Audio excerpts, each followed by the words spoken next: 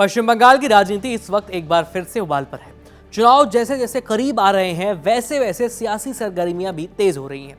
सवाल यही है कि क्या इस बार ममता बनर्जी और अभिषेक बनर्जी मिलकर भाजपा के लिए मुश्किलें खड़ी करने वाले हैं या फिर भाजपा अपनी रणनीति में खेल पलट देगी। इस बार का चुनाव अभियान पहले के मुकाबले ज्यादा आक्रामक नजर आ रहा है। ममता बनर्जी की पार्टी तृणमूल कांग्रेस यानी टीएमसी ने जहां लगभग सभी सीटों पर अपने उम्मीदवारों का ऐलान कर दिया है, वहीं भाजपा ने भी इस बार कोई देरी नहीं की। आमतौर पर उम्मीदवार घोषित करने में समय लेने वाली भाजपा ने इस बार चुनाव शेड्यूल जारी होते ही अपने कैंडिडेट्स उतार दिए। इससे साफ है कि दोनों ही पार्टियां इस बार किसी तरह की कोई ढिलाई बरतने के मूड में नहीं है। टीएमसी ने 291 उम्मीदवारों की पूरी सूची जारी कर दी है और बाकी 3 सीटें अपने सहयोगी दलों के लिए छोड़ दी हैं। लेकिन असली दिलचस्पी सिर्फ उम्मीदवारों में नहीं बल्कि उस रणनीति में है जो ममता बनर्जी ने अपनाई है। उन्होंने चुनावी मैदान को 2 हिस्सों में बांट दिया है, उत्तर बंगाल और दक्षिण बंगाल। उत्तर बंगाल की कमान खुद ममता बनर्जी ने अपने आप संभाल ली है, जबकि दक्षिण बंगाल की जिम्मेदारी उनके भतीजे अभिषेक बनर्जी को दी गई है। ये बंटवारा सिर्फ औपचारिक नहीं है बल्कि एक सोची समझी रणनीति का हिस्सा है। 24 मार्च से ममता बनर्जी उत्तर बंगाल में अपने चुनावी अभियान को उन्होंने शुरू कर दिया है। उनका पहला पड़ाव अलीपुरद्वार रहा, जहां उन्होंने एक बड़ी रैली को संबोधित किया। इसके बाद दार्जिलिंग और जलपाईगुड़ी जैसे इलाकों में भी उनका दौरा तय है। इन क्षेत्रों को चुनने के पीछे एक बड़ा कारण है, ये भाजपा का मजबूत गढ़ माना जाता है। 2019 के लोकसभा चुनाव में भाजपा ने उत्तर बंगाल में शानदार प्रदर्शन किया था और 2021 के विधानसभा चुनाव में भी उसने यहां अपनी पकड़ मजबूत बनाए रखी। यही वजह है कि ममता बनर्जी खुद इस इलाके में उतरकर भाजपा को सीधी चुनौती देना चाहती हैं। वो सिर्फ रैलियां ही नहीं करेंगी बल्कि छोटे छोटे इलाकों में जैसे फुलबाड़ी और नक्सलबाड़ी में भी जाकर लोगों से सीधे बातचीत करेंगी। 25 और 26 मार्च को उनका कार्यक्रम और भी ज्यादा व्यस्त रहने वाला है। पुरुलिया, बांकुरा, बीरभूम और पश्चिम बर्धमान जैसे जिलों में वो लगातार प्रचार करेंगी। इसके बाद ही वो दक्षिण बंगाल की ओर रुख करेंगी, जहां पहले से ही अभिषेक बनर्जी मोर्चा संभाले हुए हैं।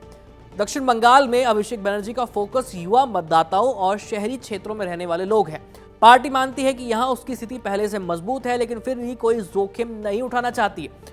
अभिषेक बनर्जी लगातार कई जिलों का दौरा कर रहे हैं और संगठन को बूथ स्तर पर मजबूत करने की कोशिश कर रहे हैं।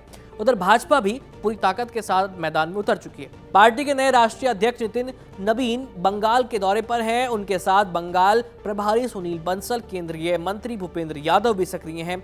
सिलीगुड़ी और दुर्गापुर से बड़ी बैठकों का आयोजन किया जा रहा है, जिसमें स्थानीय नेताओं से लेकर के उम्मीदवारों तक को बुलाया गया है। भाजपा की रणनीति साफ है, सिर्फ बड़े मंचों तक सीमित रहने के बजाय गली गली जाकर चुनाव प्रचार करना।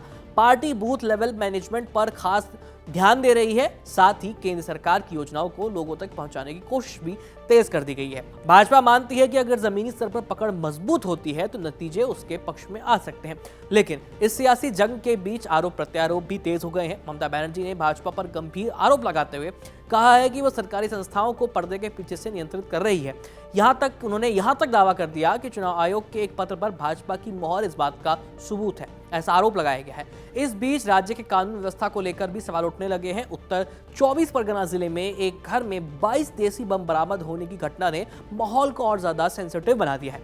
पुलिस के मुताबिक बम मिलने के बाद घर का मालिक फरार है, जिसकी तलाश की जा रही है। इस घटना ने चुनावी माहौल में सुरक्षा को लेकर के चिंता बढ़ा दी है। कुल मिलाकर पश्चिम बंगाल का चुनाव इस बार सिर्फ सीटों की लड़ाई नहीं है बल्कि रणनीति और ताकत का भी इम्तिहान बन गया है। एक तरफ ममता बनर्जी और अभिषेक बनर्जी की जोड़ी है जो राज्य को अपने किले की तरह बचाए रखना चाहती है, वहीं दूसरी तरफ भाजपा है जो हर पल और हर हाल में इस किले को भेदने की कोशिश में जुटी हुई है। फिलहाल इस खबर इतना ही, बाकी आने वाले कुछ महीनों में पता चल ही जाएगा कि इस बार ये किला किसके अधिकार क्षेत्र में जाता है। फिलहाल इस खबर में इतना ही, देखते रहिए कड़क। मेरा नाम है आयुष, धन्यवाद।